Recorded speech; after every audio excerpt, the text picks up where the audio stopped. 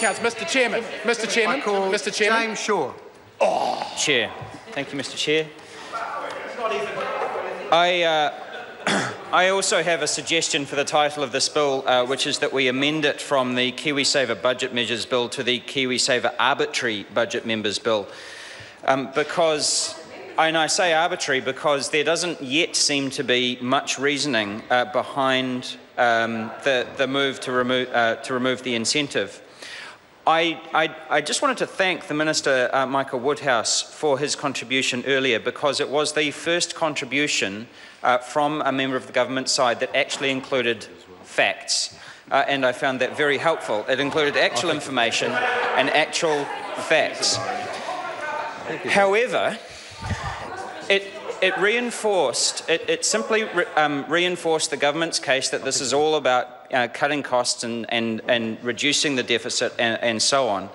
And I wanted to pick one point with that, but then I also wanted to restate some of the questions that I asked earlier on in the debate, and to invite Mr. Woodhouse to take another call at a later stage to respond to some of the specific questions which lead me to the idea that this is in fact an arbitrary bill. First of all, he mentioned the 39% top tax rate before. So when National first came to government, they reduced taxes for the wealthiest people in society, which has left a hole in the accounts of about $1 billion a year. That would have covered the deficit, and it would have allowed us to continue this scheme.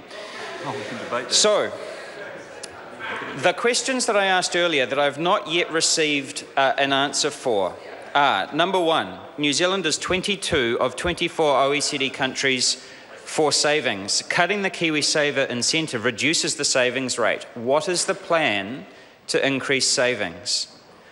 The second question, the ANZ chief economist says that removing the KiwiSaver incentive will reduce the rate of take-up.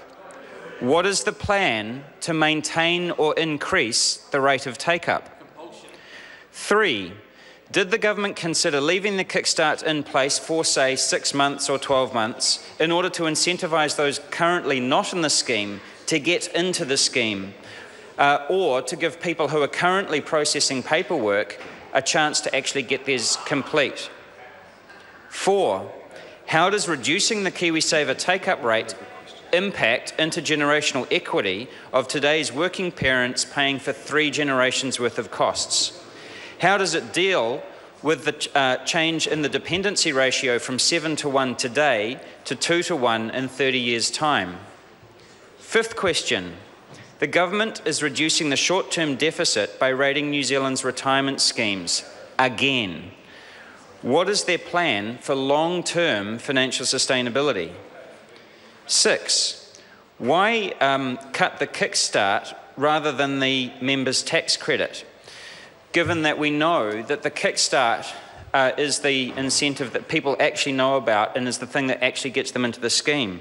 Reducing or removing the member tax credit would actually achieve the government's goal more substantially, because it's the more expensive part of the scheme, but it would leave in place the incentive to get into the scheme, which is the most important thing.